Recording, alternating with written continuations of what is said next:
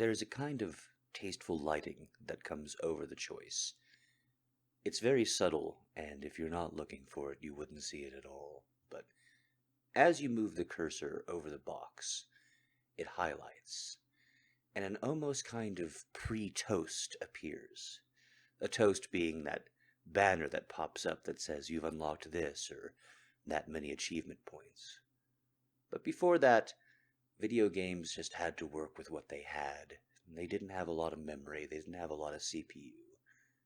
So in this game, before we click yes, before we highlight and press that button with the directional pad, just take a second to imagine it. Right now, the question asks, would you like to load a saved game? And now there's just that subtle difference. If you highlight the no box, the color vanishes, it goes back to black. Everything is kind of serene and peaceful. The game is very much trying to tell you that it wants you to play, but it's alright if you don't want to. Maybe you're too irritated right now. Maybe you tried too hard and you burnt yourself out. Maybe you're just not having fun at the moment. But if you switch it over to yes, this light coloring comes in at the edges. There's even a kind of kinetic move, like a screen shake. Again, very subtle and very light. But everything about hovering over that yes box, it makes the world slowly come to life. Like it was all just waiting there, all ready, just begging for you to come back and play it. The game loads into a castle right after a great speech, after a great banquet, after a great party. Everyone's in good cheer. And just one thing lingers in the air, like a line of dialogue that you wish you could change, but was very much the ending of the game last time. This idea that everything was going just fine, and that didn't make for a very good ending. Suddenly, the double doors to the main castle room open. In comes a guard NPC, just a generic one. They fall over, what we assume to be dead, but then have a little bit of dialogue with tortured ellipses throughout. My lord, the castle is burning. Before we go any further, I need to introduce a vocabulary term, one that you may not know if you're a recent gamer, or certainly may not know at all if you've never gamed. And the term is metroiding. To metroid in the past tense is to take a lot of power away from the player character. This is what's typically done in sequels, and was most egregiously done in a period of the 90s in a series of games called Metroid. Over and over again, you'd play this very powerful, very capable space bounty hunter named Samus. And in the intro stages, she would be very, very powerful, and then something would happen as the tutorial, effectively, ran out of space. You'd get hurt. You'd lose these items that you'd spent the previous game just trying so hard to earn. And then you'd be weak again. You'd be set back for the course of this game. It was a bit of a slap to the face, but what else were we going to do? Video games cost the same amount back then as they do now. And frankly, they weren't worth as many play hours, so you put up with it. This happened a lot back in that period. My favorite being Castlevania Symphony of the Night, where you literally walk around in the first introductory stages just decked out in the most powerful, most amazing armor and weapons. And then Death, who apparently is an old friend of your father, who you're on a mission to kill, simply shows up and nabs all your stuff, taunts you a little bit before he flies away, or teleports. Death in the Castlevania series has never really been a concrete character, so much as an icon and a boss fight that changes the same mechanics over and over again. But I digress.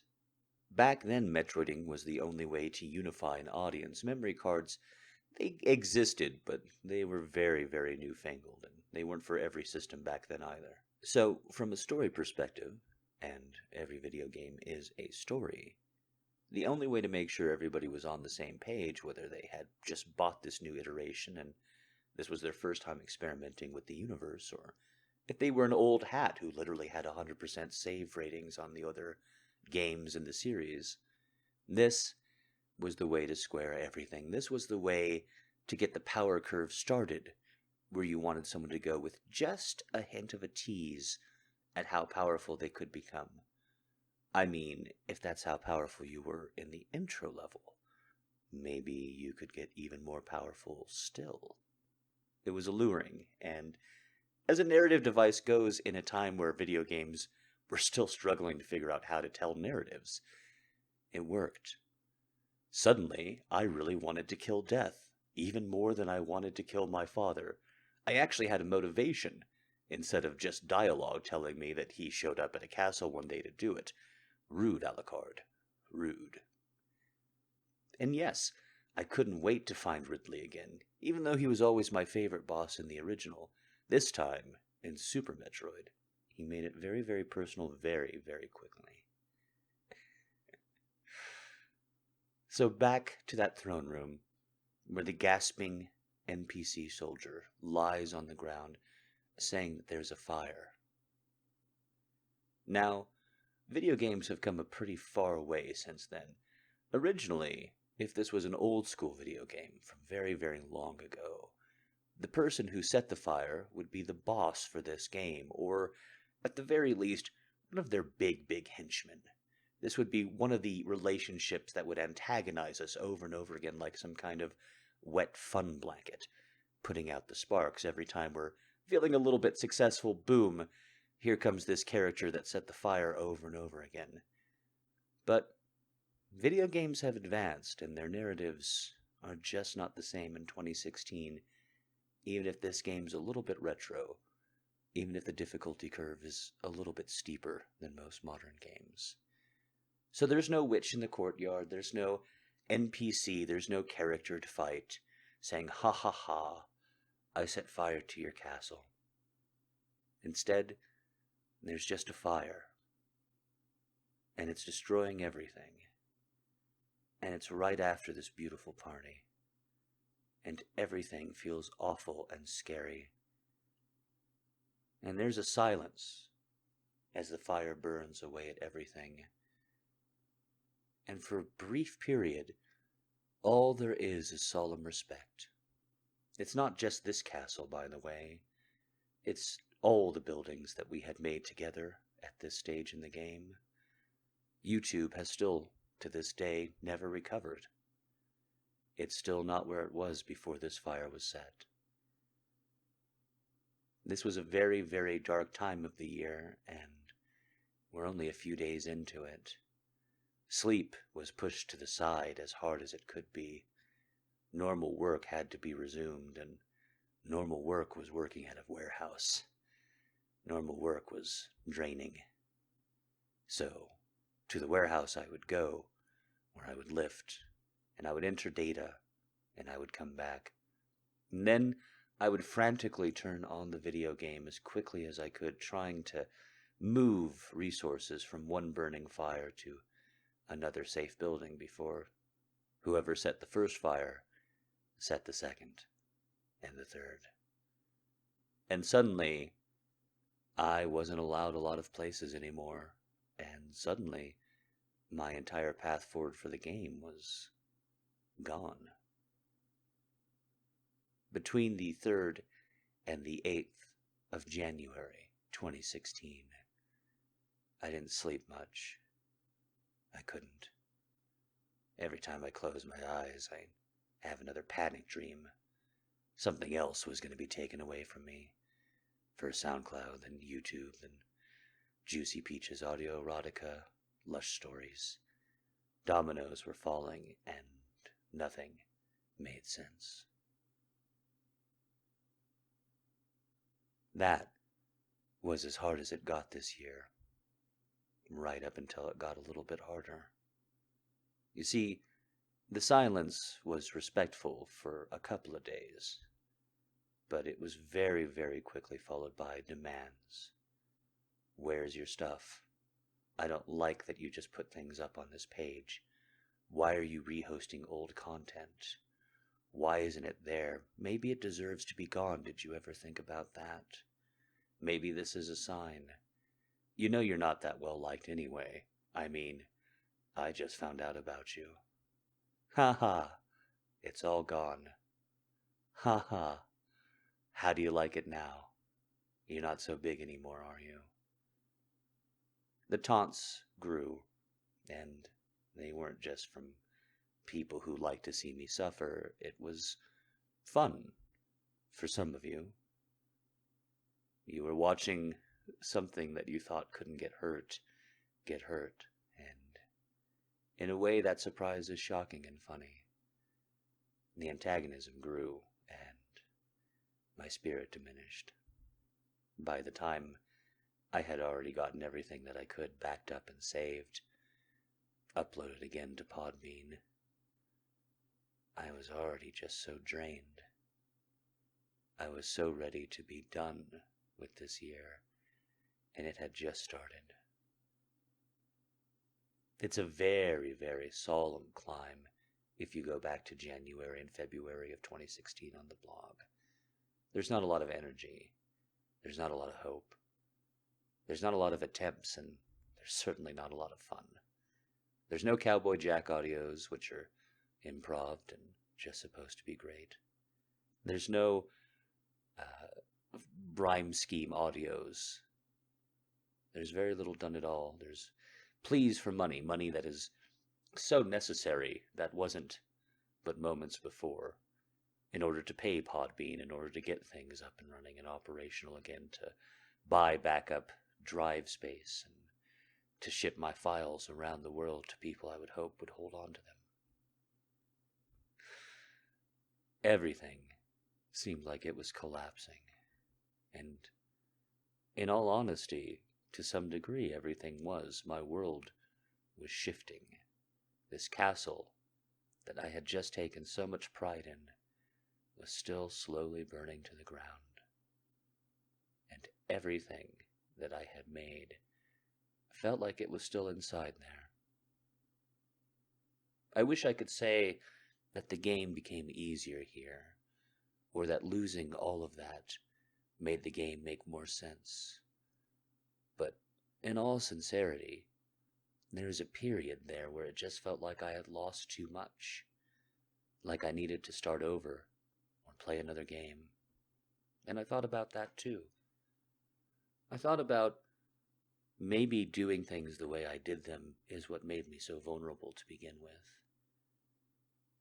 And that kind of thing can get you thinking. But at the end of the day, every game requires input. You have to keep playing if you want anything to change. If you don't put more and more things into the game just putters along without you. Or maybe it doesn't move at all, and just waiting, like an insect in amber, just waiting for you to make a move so it can make one back, like a game of chess. So I started trying again. I asked you guys, even though this wasn't a time where I was getting the support that I would normally request or desire, for any help. I asked you for any road you think I should go down, and the results began to trickle in. And that's when the game really started to change for me in 2016. You see, I don't like asking for help, and I'm not terribly good at giving thanks for it. I want to say thank you, and I tend to do that too much, in too specific a way. It tends to make people feel uncomfortable. I'm working on it. But what I got was a lot of requests to just double down. To say, look at the pain and the hurt that this game has caused you, and maybe keep playing it the way that allowed it to happen. And when you don't have a choice, but to ask for help. Maybe you ask for help. So I started asking for help. I started following the clues, the suggestions. And this road led far enough away from the burnt castle that you couldn't even see the plume of black smoke that was hanging up in the air anymore. And I don't mean to say out of sight, out of mind, or time heals all wounds, or anything as trite as that, but there is something to be said about moving forward in such a way that you feel that you're moving forward. The road took me to a cave. And the cave was a very peculiar one. It was kind of one of those casino things. You know how RPGs will be very, very serious and very dramatic in the cutscenes, but then allow you to spend 20 hours playing mini-games and casinos. Almost every single casino, for whatever reason, holding the highest end equipment that you could ever imagine for at least one character. Very, very odd, this sudden shift of tone, but there it was. I went into this cave that one of you told me to seek out, and boy, let me tell you, it was odd. The stone was carved into little slot machines, and monsters, not NPCs like you know them, but typically the kind that you fight, were bubbling all around. Would you like to try this game of chance? They talked very funny, just like monsters do. But I had come all this way, and so I started playing the mini-games, the ones that were available for free, obviously, because I didn't have much else. And so every day, I would log in, and I would go down into this cave, and I would try and find another novel that somebody else had written, and try and read it for them, and then put it up in this little slot machine cave and pull the lever. Now, what you don't know, even if you're my most ardent fan, is that I have pulled a lot of slot machine levers in this particular casino cave. And a lot of them never came to light because, well, as I've tried to tell you over and over again, writers are the worst. We're just the absolute salt of the earth, if the salt of the earth was really, really bad, bad smelling spice. And so I would do, from beginning to end, a lot of these books, and then just never hear back. Not even get my spin. Literally have them not put up the thing that I had done for sale, and let all of that work just go down the drain.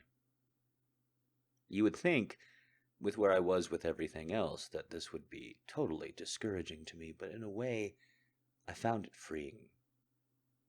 I got to heal my own wounds, and I got to really start recovering my stamina. And for a long time there, I didn't know I had lost it, but there was something nice about reading these books and having the stakes be so low. It was something really rewarding about going as hard as I could for these people, and then at the very end, getting maybe the least amount of thanks or appreciation for it that I ever had. My favorite story is completing a book, turning it over to an author who had billed herself as, quote, incredibly successful with a, quote, fantastic following. And I finished the book for her, and when I turned it in, she said, "This is great. Here are my notes." And she made me spend about 90 minutes taking out all the times that the book said always, because I put an S on the end of it when I speak it colloquially, and it was only always. So I just did it and turned it back in and tried to have a good attitude about it. And as soon as I did, she said, "That's fantastic, thank you. Now, do you know about selling any books? This is my first one." The Monster Casino was odd, but it did remind me of something to the core of my ability. And that is that I try. That is, for better or worse, I try to make something, to keep deadlines, to finish products. I try and have something be worth its value each and every time I make it. And so in between putting up all these auditions and getting snubbed on and putting in lots of work for very low amount of money, somewhere in this casino cave, I started betting on myself again. I started sneaking one of my books into the slot machines to pull the lever. And this became a real foundation for my income for 2016.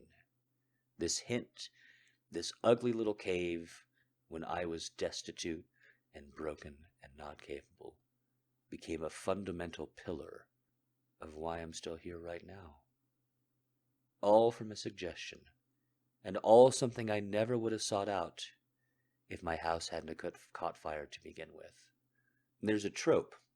There's a kind of almost magic that video games, especially RPGs of this era, like to play, where they could just give you this tiniest bit of backstory, and then change a few words around about the lore that they invented from whole cloth, and suddenly we would buy it like new again, even halfway through the game. Typically speaking, again, because narratives were pretty basic back then in video games and fairly hammer-on-nail stuff, it typically involved the protagonist going back home to where they were, the changed, the altered, the ruined home, doing a kind of quest or something, and then becoming a new class. This is quite possibly best done in Final Fantasy IV when Cecil goes back to the mountain that he's never been to under our control, but says that he has been on his own. And there, Cecil goes from being the class the Dark Knight to being a paladin. This happens many, many times in this era of video games, a sudden advancement of a character. Their class will change, their power will grow, typically alongside something narratively defining. Something about emerging from that casino cave really made me look around again at the game I was playing. Maybe it was the confidence, or maybe it was the luck of it all.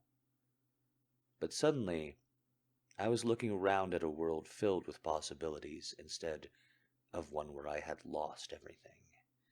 And so I began to play the game in a way that somebody is new to it. I want you to imagine, if you can, a world of video games before there was an Elder Scrolls, before there was a Minecraft, hell, before there was a SimCity even. Freedom in video games is, by and large, a totally new device.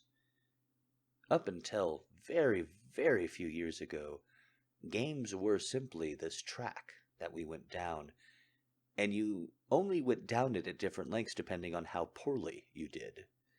Yeah, there might be some secrets, there might be some optional stuff. There's your occasional Star Ocean 2 that's willing to throw you a bone if you're going to keep playing it, but by and large, these are rails, and we're just traveling down them. And that's how I was playing the game, but then I looked around, and it's like I realized for the first time that this was a world in which what I did was amplified. My efforts were simply a manifestation of my character. And if I took care of my character, if I kept trying new things, some of it was going to work. So I started going up and down the verdant hills and trying to plant seeds again. I went everywhere that I could. This is the portion of an open world game where you collect every herb and flower you see because who knows? You kill every critter in the woodland because maybe I need that pelt for a spell, or money, or God, I don't know. This is all just so cool. And it was. Instead of looking at the possibility of heading to Europe, and instead of trying to do some big tasks there, with fear and loathing and just insecurity, instead, it became about how well I could manage myself between now and then, how much I could fit into my pack between now and then. a game within a game. So I really started going for it. I really started trying to just explore every opportunity, and I went into the Badlands of Spotify, and I went into the Shadowlands of the outcasts of dungeons like Lush Stories, and BDSM personal sites that allowed you to put up your own works. And I tried, and I went everywhere, and I tried. And I went to places that were too high level for me and were not open to me yet, and I got my ass kicked. But I was having fun. And it reminded me that there was something that I had to do before traveling away to this next zone. That the original zone that made me, with all its rivers and bridges and all its monsters getting stronger and stronger, it had one last thing for me. It had closure. So I found my way back to my castle. And wouldn't you believe it? It was still destroyed. It was still a smoldering ruin. At least that's what the graphics gave us. But in front of it, and all around it, were notes and signs, and even a little cottage village that said, "We'll wait for you." It can be very, very, very hard to go back to the place where you lost something. I'm not very good at it myself. If I may jump from the video game metaphor for just a second. To a degree, I abandoned Tumblr because it hurt, and it was being used as a way to hurt me. And sometimes, I still allow a few of you to make petty remarks and to say things that allow me to get frustrated or to punish you with my distance, essentially. And I don't want to be that person anymore, and I don't want to sweat that small stuff anymore. But that's what happened. If you're wondering why the first half of this year Tumblr was rather rote, and it was just queued responses, and wasn't very invested into, it's because it hurt. To put this back in video game terms, I had to go not through the double doors to the great splendid room that was the castle that I knew, but I had to go root around in one of the cellars where there was a ghost. And ghost bosses in RPGs are always going to be jerks. RPGs, of course, very, very set upon rules that expand slowly, and maybe every boss betrays those rules in one way. But not ghosts. Oh, ghosts in video games are this creative license for the creatures that make the games to do whatever they want. And this ghost boss was no different. He was very cruel, and he took a lot of attempts, and it just felt like I shouldn't even be there. But it's a funny thing about not giving up, and it's a funny thing about looking at the world in the way that you should. There's something about saying that it's okay, that this hurts, it's just a game.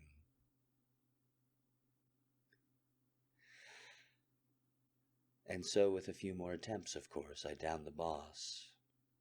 And because it was in a dark cellar that was in a place that used to be wonderful, of course my character started to warp and change on screen. Of course I unlocked a new class, and that new class gets to be braver and stronger, and to some degree makes it all worthwhile. But because this is the last dark, ghostly basement in this particular video game, I want to take a moment and just say that you can be in such a long stretch of the game that even a big victory like that feels hollow. Like that's it. And that's okay. I feel like maybe nobody really said that to me, and I want to say it to you. It's okay to be at a point in the game where even a win doesn't feel like it anymore, just so long as you keep going. I was rewarded, of course, as soon as I came out of the basement. And NPCs from the little cottage village around said that it would be okay. The castle could be repaired. The only thing that mattered was me, was us, was togetherness. And for the first time, I believed it. An architect NPC came forward and said, "Don't worry about this. It'll be repaired. We've heard that there's a new path that's open to the east. All you have to do is board a ship, and it'll take you there. While you're there, just keep fighting like normal. Every monster you fight will help repair the castle." It's funny how that works, isn't it? Also, fair warning, this new area is going to be difficult for you. It's going to be difficult in a lot of ways. Well, what can I say? I had a new class unlocked. I was ready to try and be a little bit more of a gentle knight. A little bit more of a Sir Gawain. A little bit less of a Sir Lancelot. So I got on the ship. What else could I do? It was the only path forward, and there wasn't anything less to explore at the old castle. So I did. The game gets a little bit funny here. Sometimes creative studios can be a little bit tongue-in-cheek when they send you to a new area. This new eastern area of Europa was difficult, and fascinating, and amazing. And I would say that the game took on a whole new dimension here, but let's face it, same game, different level. Harder level, but just a different level. And it's here I need to say thank you so very much to all of my supporters, especially on Patreon and everywhere else. I know that's not quite in with the video game metaphor, but truly. I got to spend 3 months in Europe writing a book. Writing a book that I thought was important and had something important to say, even if it's just smut. And for those 90 days, life was fascinating. Every day, I tried so hard to be an adult, to keep things clean, and to buy good and healthy food, and to make it myself. Every day I tried to be cogent and capable of playing the game, and not letting it play me. And it's just something kind of funny, and it's just something kind of silly. But it was something real. It was a game that I understood, and being so distant from everyone, everything I knew, being in a place where I could barely get 2 words out in the local language and had to calculate the dollar amount of everything and play those little games of budgeting and trying to enjoy oneself, but also fighting this boss that you were sent there over and over again like some kind of endurance test. And it was magical. It was utterly, utterly magical. The game transformed me, and if I can be so grand, I feel like I may have transformed the game a little bit as well. Suddenly, there were adventures at every turn, and there was something new to remember that had been lost. The game felt freeing, and slowly but surely, it began to well up in me. It began to really, really flow through me. This could be my life. Not this place, not this particular level, and not my place in it, but really, truly, anywhere. If there was a ship to take me to the port, I wasn't really that far away from being able to get on it if I so desired. And this opened up the game in a way that I had never felt before. All my life I've been building strongholds and sanctuaries.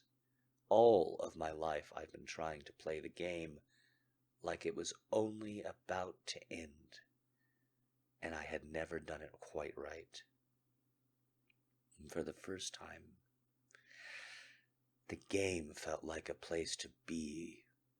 Like no matter where I went in it, I'd find opportunities there. And the game opened and opened and opened. I won't pretend that it wasn't awful fighting that boss over and over again. There are few things that are more difficult than getting past a boss that you find annoying in a game. But it was a wonderful time. Every day, I'd wrestle with it before dusk. Every night, I'd have a really good time. I'd often go out into the streets and search for shawarma, and search for street food, and try and find somebody who wanted to hear my story, if just for a second. The game was very, very different over there. Strangers did not talk to one another. But I wasn't playing their game. I could walk up to any NPC, press my X button, and just say hello. And I did. Leaving the level, knowing it was coming to an end, watching the timer run out. It was tough. It was. But it has to be the most rewarding level that I've played in a very, very long time. I got back on the ship and I headed away from Europa.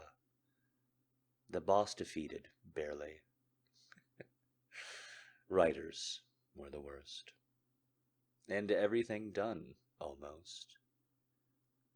And I felt really good. My stats had just gone through the roof. This new class unlocking, it made leveling up a breeze. It made it feel kind of new again. It made me feel much more loose, much more capable of doing fun stuff in encounters instead of just surviving them, wailing on the poor NPC and sprites until my numbers slowly overwhelmed theirs.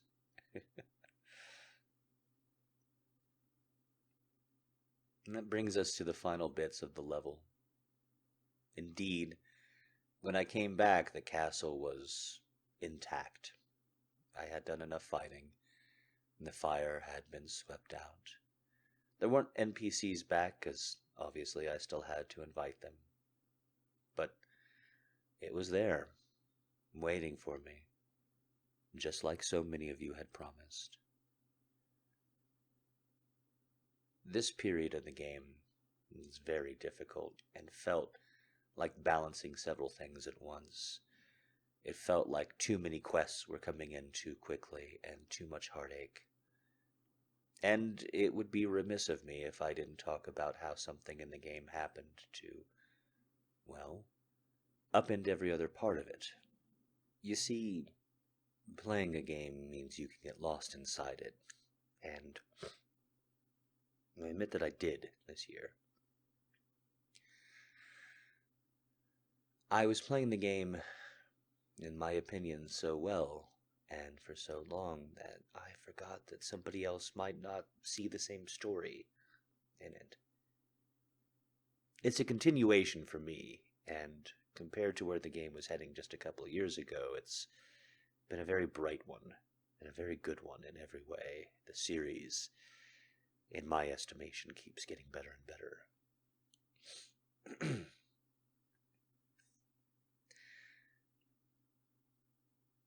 When I was in the far distant land of Europa, and I was having an amazing time, I saw old friends. And it seemed like old friends were seeing me through new eyes. And I felt connected to the game, connected to them in it. And I felt very at peace, the kind of peace that you only get after really trying, after a long day of attempt. And all this love and affection and approval was heading my direction. And it made me think, for a moment, well, for quite a bit longer than that, really, that me and an old NPC might reunite. She was the NPC that really helped me get my life together back before I was the TheGreyKnight to you. And I will always, always love her for it. And perhaps then and even now, I can't see her for who she is besides that. This wonderful, wonderful person who came to me when there was only pain and suffering in the game, and took so much of it away. And so I assumed that our encounters and the lightness that she had, the fun of it, that was going to translate into something else. I hoped, I dared, I dreamed, and not so long ago, that was fully destroyed. Destroyed may sound like a harsh word, but I know this particular angel and you don't. There wasn't a lot of wiggle room and what-ifs and maybe one days left. This was a thorough, please do not mistake this for anything other than what it must be, thrashing.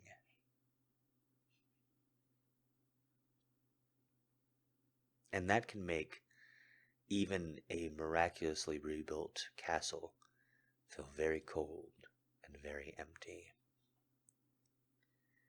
This is especially on top of just having finished some rather difficult times and transitions back.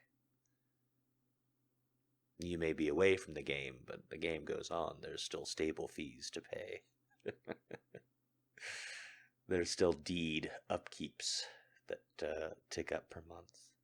So, in between the blitzes and the book and everything else, it felt like a very lonely, empty castle. But the most amazing thing about a large, cold space is the way that just a couple of people standing in it can bring it a new kind of warmth and energy. Slowly, but surely, so many of you have come back. In these last couple of months, when I've thrown the door open and tried to be more intimate and honest, you've come, and you've said hello. You said hello again, and you said that you were gone. And it was lovely. It was really nice every time. And so, here we are, towards the end of it. And in a way, we know exactly how the game's going to play, at least for a little while. And we also know all the ways that it's not. But for the meantime, this is exactly the game that I want to be playing. I was brave, and I was intimate, and I took risks, and I bet on myself, and I kept trying, and I kept trying even when the results weren't so great. And I trusted you, and I allowed you to help me. And it's amazing.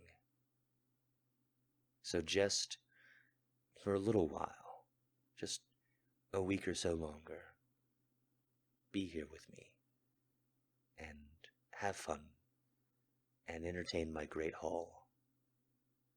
Because the game's going to get tougher before it gets easier. And we've got a whole lot to talk about a year from now. But for right now, just in the meantime, save the game with me. And let's load it up again next year.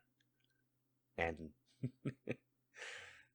let's really hope that I don't have to inform anybody on a term like metroiding again when we do. This has been My Life as a Video Game Part 2. in which I do my best to be emotionally frank with you while disassociating from real life events by talking about them as though they were a video game. It's been a wild, wild ride. I hope that you'll play again with me soon.